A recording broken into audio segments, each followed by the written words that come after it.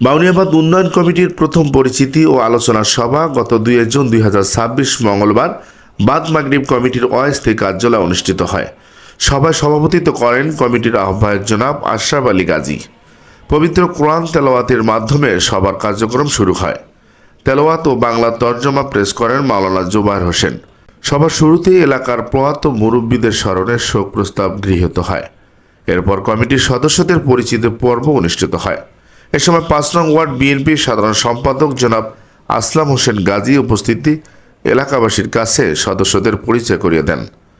পরবর্তীতে উন্মুক্ত আলোচনায় অংশগ্রহণ করেন পল্লবী থানা বিএনপির যুগ্ম আহ্বায়ক আনিসুর রহমান, মোতালেব হাওলাদার, 5 নং ওয়ার্ড বিএনপির সভাপতি হাজী বাদশা মিয়া, সিনিয়র সহ সভাপতি জনাব আলিম মিরাজ, শহীদ সেক্রেটারি সুলতান মহাজন, জয়নাল চেয়ারম্যান আবুল হোসেন, বাউনিয়াবাদ সমাজ কল্যাণ ফাউন্ডেশনের সভাপতি জনাব মাহবুর রহমান মিন্টু, অ্যাডভোকেট জাকির হোসেন, অ্যাডভোকেট আবু বকর সিদ্দিক, পল্লবী থানা বিএনপির সদস্য আলমগীর হোসেন, অগ্রগ্রামী ক্রীড়া চক্রের সাধারণ সম্পাদক শাহ আলম সহ এলাকার গণ্যমান্য ব্যক্তিবর্গ। এ সময় বক্তারা বাউনিয়াবাদের সার্বিক উন্নয়ন, সামাজিক সম্প্রীতি, শিক্ষা, ধর্মীয় ও জনকল্যাণমূলক কার্যক্রম আরও গতিশীল করার বিষয়ে গুরুত্বপূর্ণ মতামত প্রদান করেন। সভায় রাজনৈতিক নেতৃবৃন্দ, সমাজসেবক, শিক্ষক, ইমাম, মুয়াজ্জিন সহ বিভিন্ন শ্রেণী পেশার মানুষ অংশ নেন। পরিশেষে সভাপতি তার সমাপনী বক্তব্যের মাধ্যমে সভার সমাপ্তি ঘোষণা করেন।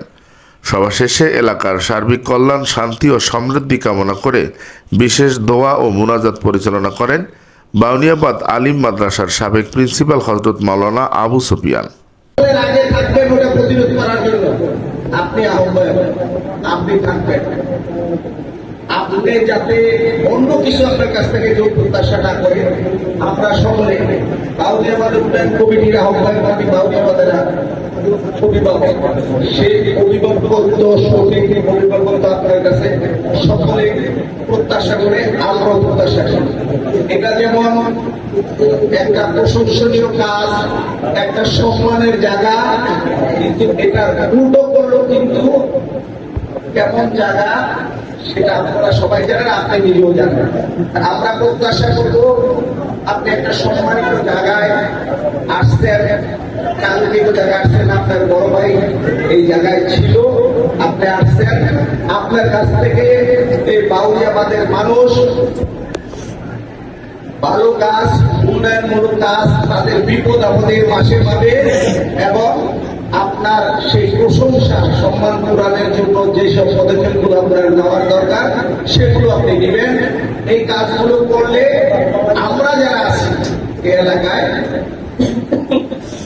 ভালো কাজের, সমস্ত কাজের আপনাদের পাশে থাকবো, সব ধরনের সহযোগিতা করবো। যে কোনো বিষয়ে আমরা তথ্য দিব না, কিন্তু শহীদ ভাই যে বললো যদি উদ্বোধন কর্মকর্তা না থাকে তাহলে দলিল কন, মেডিকেল কন, রাস্তা কন, ঘাট কন কিছু হবে না। আমরা বাজারে একটা ট্রান্সমিটার 5 বছর বন্ধ করছি, কিন্তু ট্রান্সমিটার পাইনি। এই আমিনুল ভাই ফোন করছে 2 মাস ধরে ইয়ে যাচ্ছে ট্রান্সমিটার সার্ভিস দিতেছি, এরকম আমিনুল ভাই লোক মান আসাম আছে এবং নেতৃবৃন্দ নিয়ে যদি বুদ্ধি পরামর্শ করে আগান তাই জন্য আপনার দলিল পাইবেন, রাস্তা পাবেন, ড্রেন পাইবেন, স্কুল পাইবেন, ই পাইবেন, কিন্তু নেতাগুলি জড়াই দেবে এবং মনের সচেতন থাকতে হবে। আগামীকাল 5টা বাজে ইঞ্জিনিয়ার আসবে, আপনাদের থাকবেন মাঠে, ক্যাম্পাসের মাপবে, এখানে বাউন্ডারি হবে এবং ঘাসের যে ইটা আছে ওইটা ওখানে ইঞ্জিনিয়ার মাপ করে নিয়ে যাবে। আপনারা আপনাদের মন মতো এইটা আপনারা ওইটাই করে দেবেন। আমি ওটাই আগামীকালে ইঞ্জিনিয়ার পাঠাতে এই মাঠটা যাতে পরিপূর্ণ সুন্দর হয় এবং সবার দৃষ্টি আকর্ষণ করে সেরকম একটা মাঠ এখানে তৈরি হবে ইনশাআল্লাহ। সর্বপ্রথম আমি শ্রদ্ধার সাথে স্মরণ করছি ঐতিহ্যবাহী গাজী ফ্যামিলি, যার নামেই সারা বাংলাদেশে চেনে, মরহুম ইসমাইল হোসেন গাজী কাকা। আমি পাশাপাশি স্মরণ করছি বাউনিয়াবাদ দিয়ে যারা অনেক অক্লান্ত পরিশ্রম করেছে, আমাদের শ্রদ্ধাভাজন লতিফ কসাই কাকা, জনাব আব্দুল জলিল ডাক্তার কাকা, আমাদের সুপি চেয়ারম্যান এবং মরহুম ইসমাইল স্যার। পাশাপাশি এইখানে আমাদের বয়োজ্যেষ্ঠ শ্রদ্ধাভাজন আমাদের জয়নাল কাকা, আমাদের সুলতান কাকা, আমাদের শহীদ ফেরিদের কাকা, এবং আমার বন্ধু এবং আমার বড় ভাই এবং আমার শ্রদ্ধাভাজন শিক্ষক, আমার মামা, আপনাদের সকলকে জানাই আমাদের উন্নয়ন কমিটির পক্ষ থেকে আন্তরিক শুভেচ্ছা এবং অভিবাদন। আসলে বলার অনেক কিছু ছিল, সময় নাই, যার কারণে বলতে পারতেছি না। বাউনি বার্তা আমাদের সকলের। একজন বাবার কাছে যেমন তার 5টা সন্তান থাকলে 5টা সন্তানই সবচেয়ে আপন থাকে, কোন সন্তান অবহেলিত থাকে না। আপনারা দেখবেন আমাদের এই যে সোজা রাস্তাটা, রাস্তার দুই পাশে ফুটপাত আছে, কিন্তু এই ফুটপাত গুলো দখল হয়ে গেছে।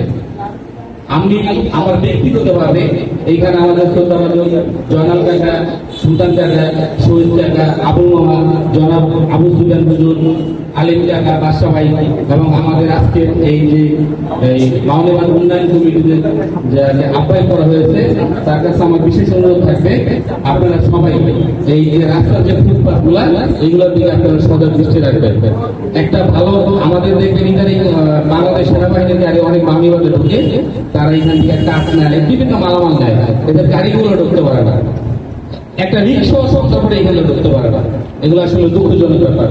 আমরা এর আগে যারা কমিটি দিচ্ছিল, ওই কমিটিতে আপনারা দেখবেন যে একমাত্র এক গরামির লোকই ছিল। আজকে যে উন্নয়ন কমিটিটা হয়েছে, আপনারা সবাই বলেন তো এইখানে ওই ধরনের কমিটি হয়েছে? এইখানে কিন্তু সব ধরনের মতামতের মানুষকে রাখা হয়েছে। আপনার মত আপনি পোষণ করবেন, আমার মত আমি পোষণ করবো। এইটাই হলো একটা উন্নয়ন কমিটির কাজ। ধন্যবাদ উন্নয়ন কমিটি প্রধান চেয়ারম্যান মরুল হোসেন গাজী, লতিফ চেয়ারম্যান আহমেদ জলিল সাহেব সহ সকল কমিটির উন্নয়ন কমিটির যারা মারা গেছেন সবার কামনা করছি। সেই সাথে যারা আজকে জীবিত আছেন আমাদের সামনে, আমরা শুরুতেই আমরা যখন এই কমিটিটা পাই, আমরা আসলে একটা কমিটির জন্য যাই নাই, আমরা এই এলাকায় একটা উন্নয়নের কাজের জন্য গেছিলাম। আমরা এখানে সবাই অনেকেই আছে নেতৃবৃন্দ, আমরা আসলে তখন জানতাম না যে আমাদের একটা কমিটি। আমরা যাই এলাকার যে দলিলের সমস্যাটা, এই সমস্যাটা আমরা তুলে ধরছি। তুলে ধরার পরে একটাই আসছে যে পরবর্তীতেই উন্নয়ন আমিনুল হক ভাই মন্ত্রী, উনি যে এলাকায় যে উন্নয়ন করবেন, এই উন্নয়নের জন্য কার কাজ করবে, কাকে পাঠাবে, যেহেতু আমাদের কাউন্সিলর নাই, একটা উন্নয়ন কমিটি করবে। আর সে আগেও জানে যেখানে একটা উন্নয়ন কমিটি আছে।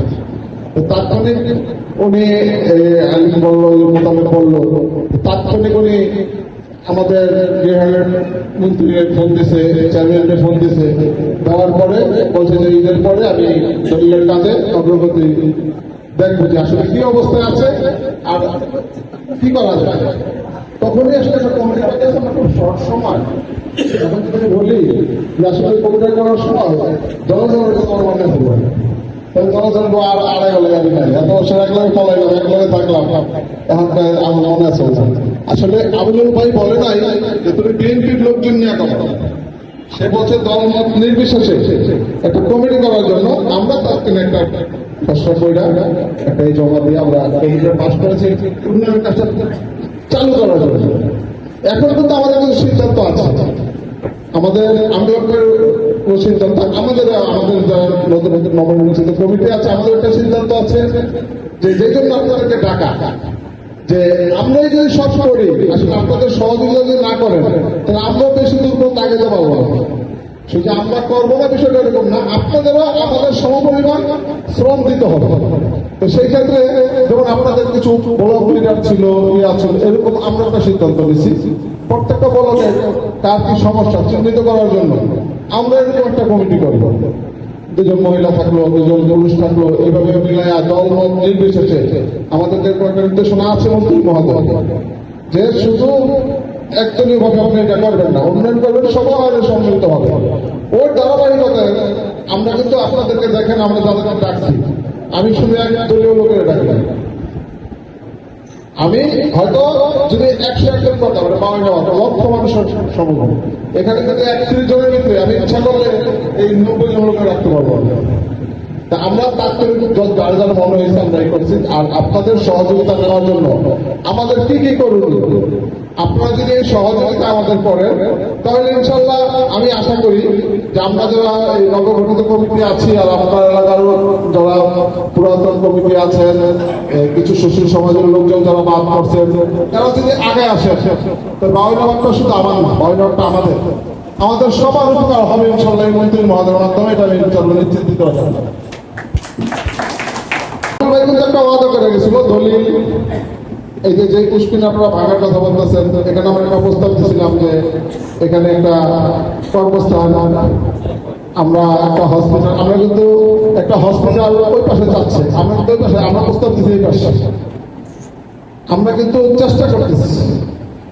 আর আমিনুল ভাই ধারাবাহিকতায় উনি আপনাদের উপস্থিতিতে যে ওয়াদা করছে, আপনারা চিন্তা করতে পারবেন তার সাথে নাম এসছে, তার এখন এগুলি মনে আছে, সে কি কি ওয়াদা করছে এগুলি মনে করে আপনাদের সাথে আবার যোগাযোগ করবো, ওইরা সেই উন্নয়ন কাজগুলি করবো। এই উন্নয়ন কাজ তো হাইটাগুলি করতে পারবে না, কারণ আরো মাধ্যমিক করতে হবে। এই জন্য আমাদেরকে দায়িত্ব দিচ্ছে আপনারা আপনাদের এলাকার মনোমন্ত্রীকে নিয়ে বসা এলাকার উন্নয়ন কাজ কি দরকার আর কিভাবে করবেন একটা প্ল্যান তৈরি করবেন। তো সেখানে যেহেতু আমাদের আগের সাধারণ সম্পাদক সেক্রেটারি শহীদ কলের কাছে যেহেতু একটা ম্যাপ আছে, সেটা নিয়ে আমরা সমাজের যারা আছে আমরা সবাই বসে একটা ম্যাপ তৈরি করলাম, তৈরি করে আমরা মন্ত্রী মহোদয়কে দিই। কারণ আমার তো একটা সুবিধা আমি পাইছি যে দলমত নির্বিশেষে আমরা সবাই আমরা যাইতে পারি, আর সেও আপনার সাথে মিশতে পারে, এটা প্রমাণ আপনারা দেখছেন। সে তাকে ফেল করানো হয়েছে, তারপরে কিন্তু সে ছাড়ে নাই। আপনারা দেখবেন সে যখন মন্ত্রী ছিল না, তার হাতে যতটুকু ক্ষমতা ছিল সব উন্নয়নের কাজ করছে, এখনো তাকে একটি হয়তো তার ক্যাপচার করে নিয়ে গেছে, কিন্তু সে তার যে দায়িত্ব থেকে কিন্তু সে সারাক্ষণ তার অফিস করার পরও সে এলাকা নিয়ে ভাবে। আমাদের এই সুবিধাটা আমরা পুঁজি করে আমরা ইনশাল্লাহ আশা করি যে আপনারা যদি সবাই আমাকে সহযোগিতা করেন, আমরা ইমিডিয়েটলি ইনশাল্লাহ দলিলের কাজটা যেহেতু সে মন্ত্রী আর চেয়ারম্যান বলে দিচ্ছে খুব সহজে আমরা এটা করতে পারবো। আর উল্টো জানিয়ে বললো অলরেডি দেখেন প্রথম উন্নয়নের কাজটাই আমাদের প্রতিদিন বলছে, আমরা গেছিলাম অনেকে বলছে যে কাজ শুরু করেন, আপনাদের এলাকার যে উন্নয়ন কমিটি মাঠ দিয়ে শুরু করেন, এখানে গাছ লাগায় বিভিন্নভাবে কি করে এখন মানুষজন বসবাস বিভিন্ন সুবিধা করার জন্য কি করবে। আমরা তো আইসা আর সময় পাইনি এটা নিয়ে কি করা, কিন্তু সে আজকে আমার ফোন দিয়ে গেছে, কালকে বলে দিচ্ছি ইঞ্জিনিয়ার আসবে, আপনার থেকে রেডি করে দেবে। অনেক সন্ত্রাসীর মোকাবেলা করতে যায়, আমাদের মোকাবেলা করতে যায়, আপনাদের উপরে আপনারা যখন অনেকে কথা বলতে পারেন নাই, আপনাদের পক্ষে মানে দাঁড়ায় কথা বলতে যে আমরা কিন্তু ক্ষতিগ্রস্ত হচ্ছি, তারপরে কোনো অনলাইন করতে যাইনি, অনলাইন কাছে মাথাও মতো করি না, এটা আপনার নিজেই প্রমাণ। অর্থাৎ এখন তো আপনাদেরকে সহজে সাথে দিয়েই করতেছে, তাহলে আর অন্যায় করার সুযোগ করি, এখন তো আমরা অন্যায় করলে আপনার সাথে থেকেই দেখবেন। আমরা শুধু চাচ্ছি যে আপনারা আমাদের সাথে থেকে উন্নয়ন কাজটাকে আগে এই বলে আমার বক্তব্য। আসসালামু আলাইকুম।